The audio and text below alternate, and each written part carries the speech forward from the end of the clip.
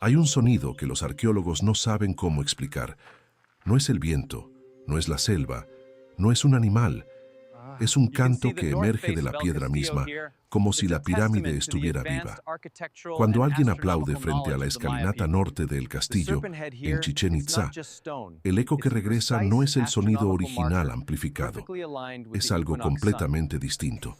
Es el trino exacto del Quetzal, el ave sagrada de los mayas, el mensajero de los dioses. Y nadie, en más de 1000 años de historia y décadas de investigación científica, con simulaciones por computadora, ha podido demostrar con certeza si eso fue un accidente o si los constructores lo planearon con precisión milimétrica.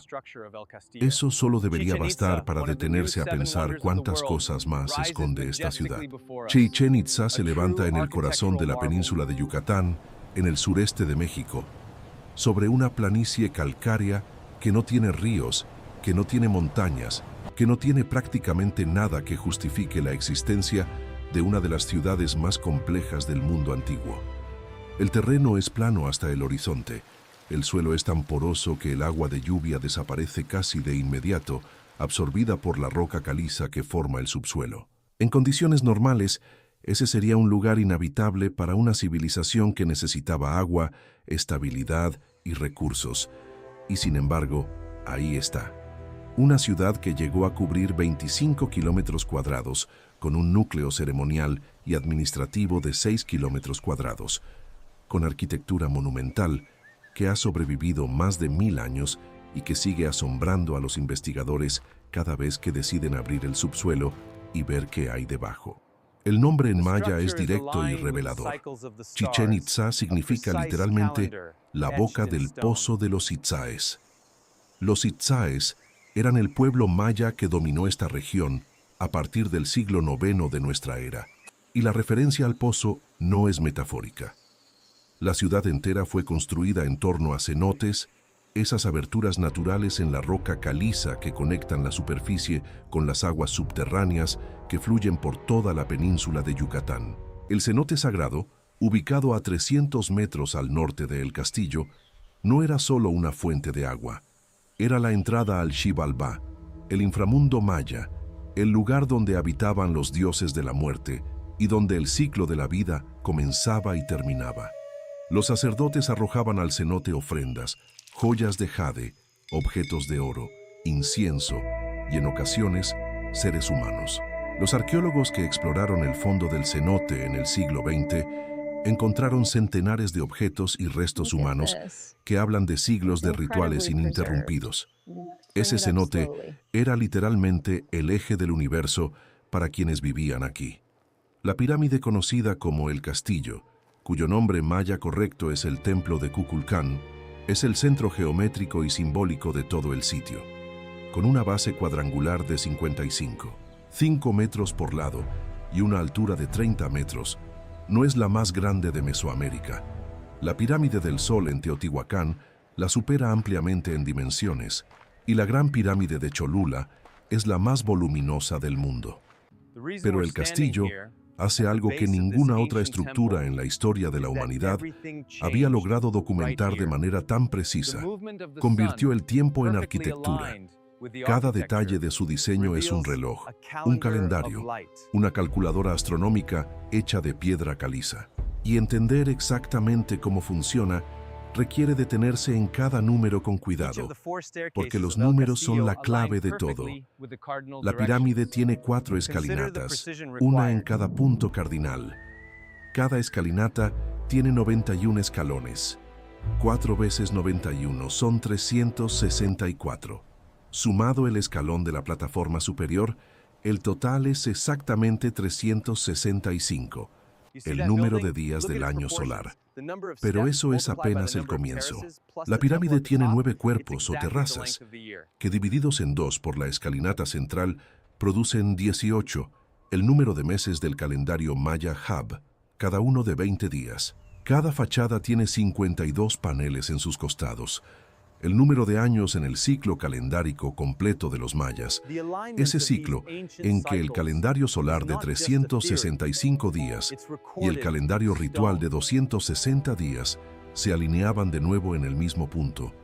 un evento que los mayas consideraban el cierre de una era y el comienzo de la siguiente.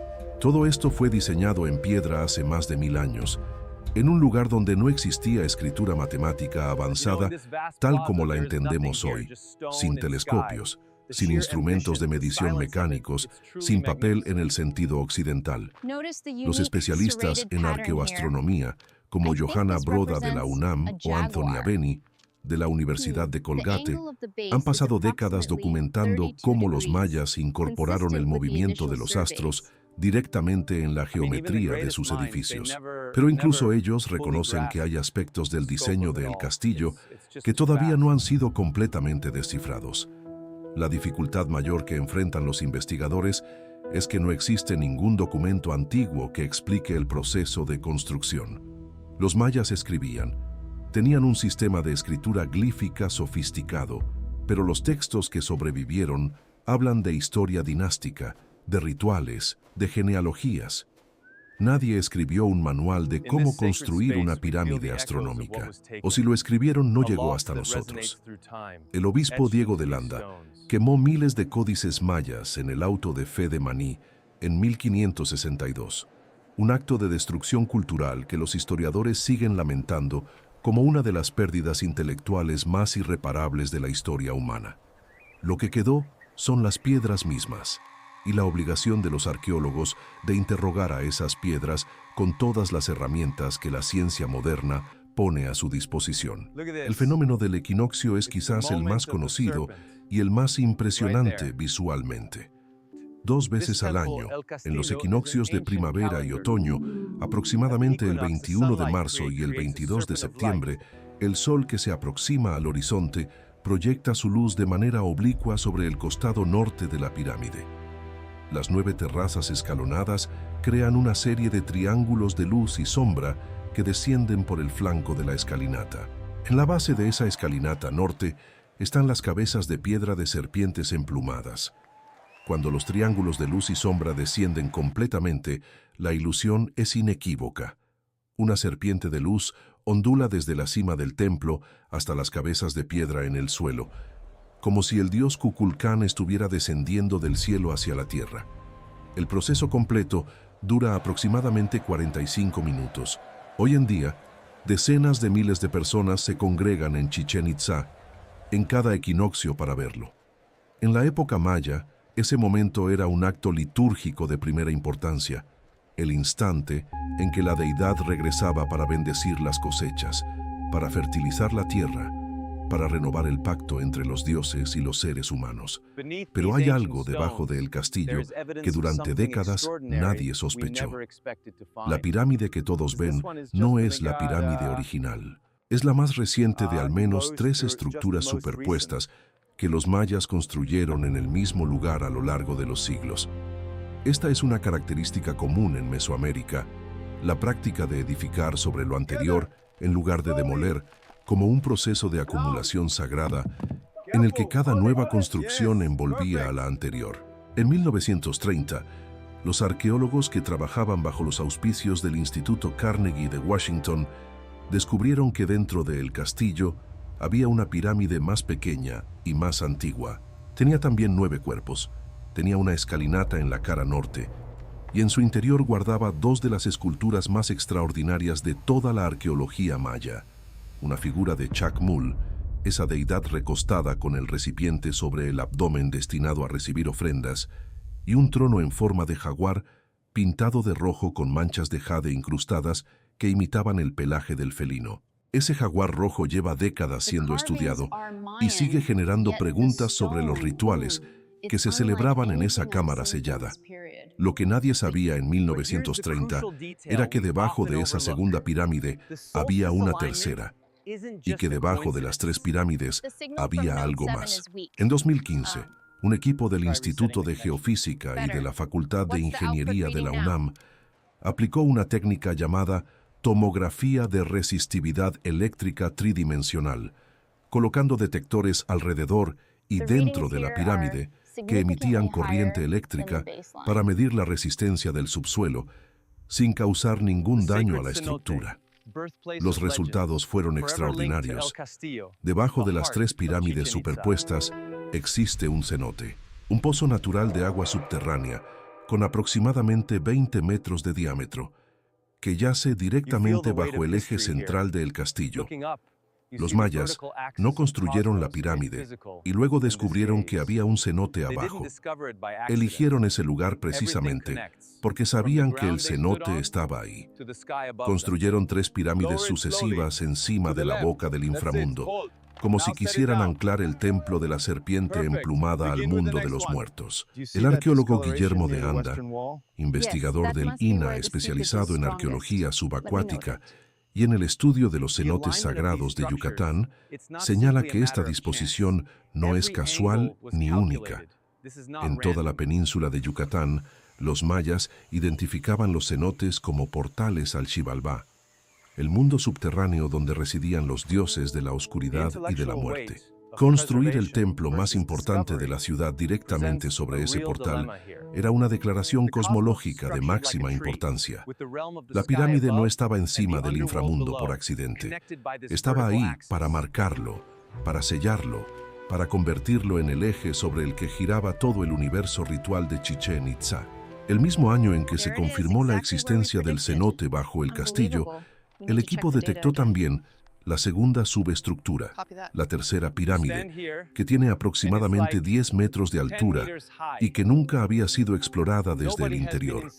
Hasta ahora, nadie ha entrado en ella. Eso lleva al problema más fascinante y frustrante al que se enfrentan los investigadores actuales.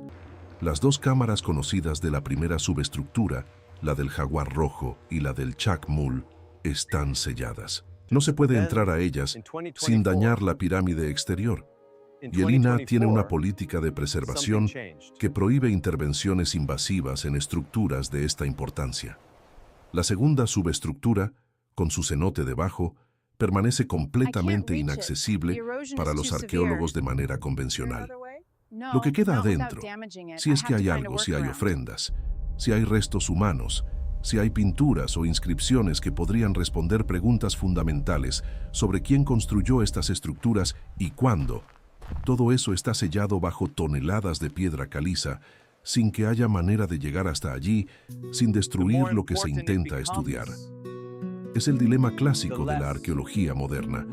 Entre más importante es el hallazgo, más difícil es acceder a él sin dañarlo. La respuesta a ese dilema llegó en 2024 con el proyecto internacional NAUM, siglas en inglés de Muografía para usos arqueológicos no invasiva.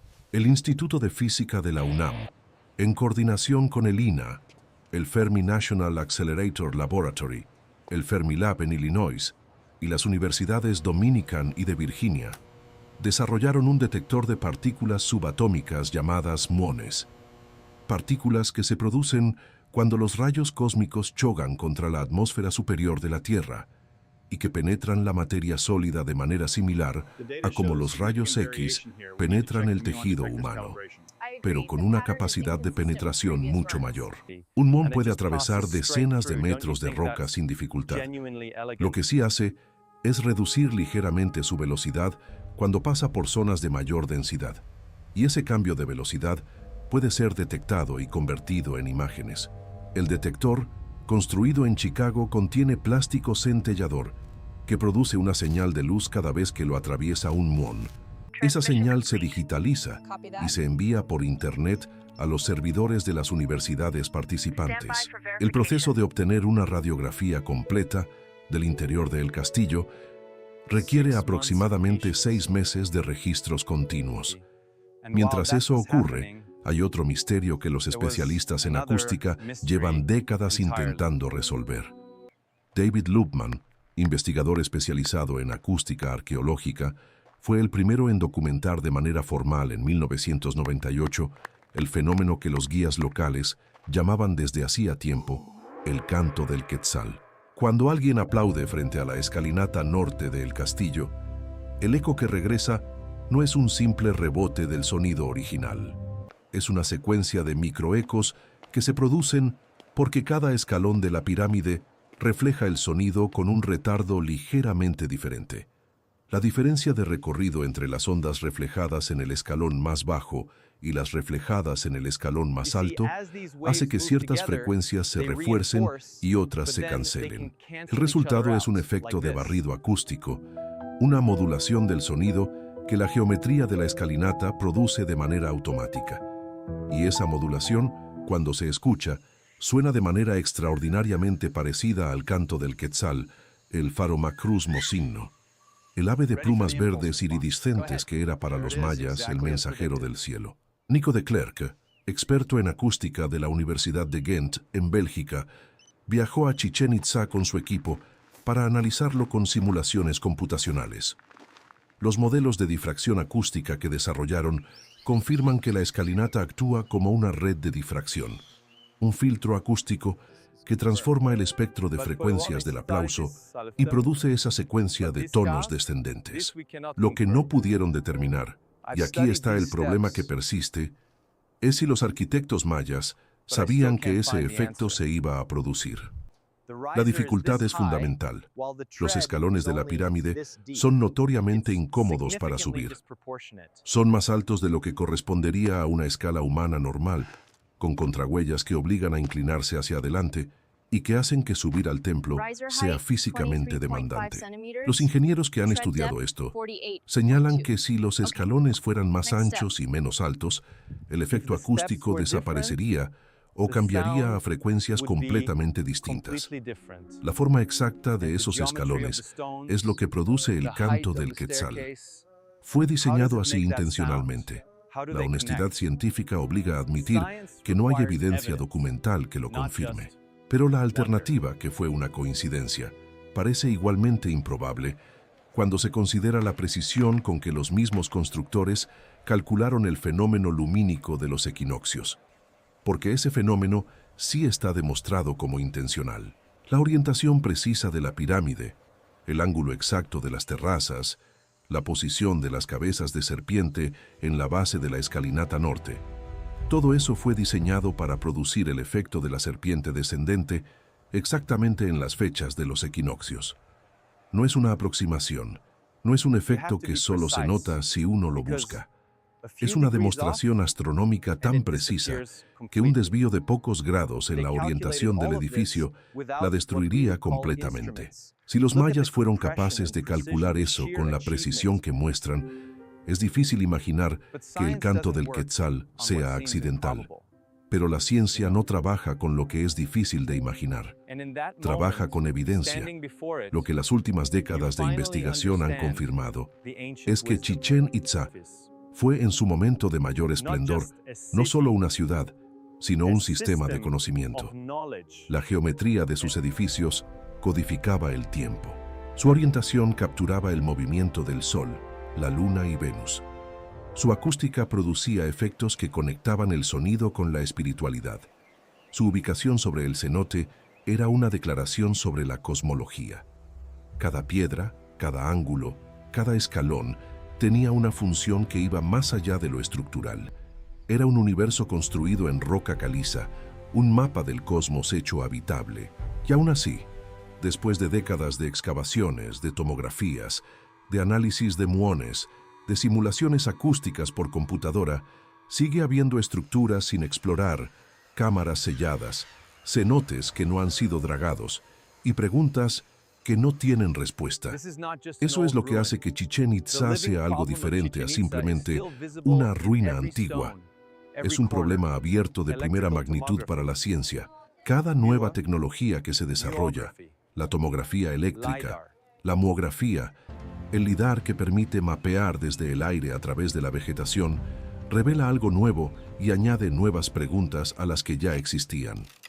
En 2023, durante excavaciones en la Casa Colorada del sitio, los arqueólogos descubrieron un rostro esculpido de guerrero que añade información sobre los vínculos entre Chichén Itzá y otras culturas del centro de México durante el período clásico terminal.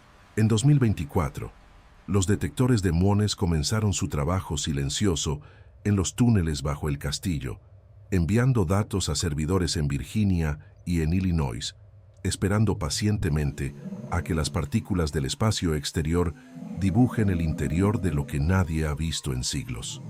La serpiente de luz sigue descendiendo 2 veces al año por la escalinata norte.